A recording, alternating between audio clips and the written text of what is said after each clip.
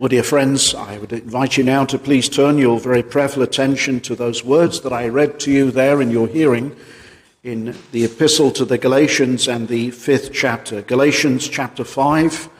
And we arrive this morning once again in verse 22 of Galatians 5, where we began last week to consider the first of the fruits of the Spirit, where we read, "But the fruit of the Spirit is love, joy, peace, long-suffering, gentleness, goodness, faith, meekness, temperance. Against such there is no law.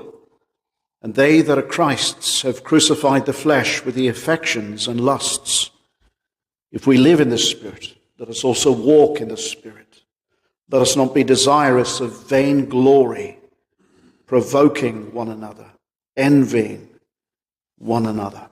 The Lord helping us and helping me particularly this morning to expound his word faithfully. We began to see last week the first fruit of the Spirit here, which is love. But the fruit of the Spirit is love. And I mentioned that there will be another sermon, and there is, God willing, another sermon this morning on this first fruit of the Holy Spirit. It is from God, as we thought. This is not the love, the natural love of man. It is not eros. It is the love that God has created in our hearts to love him. We love him because he first loved us. It's a holy love. It's a reverential love. It's a God-glorifying love.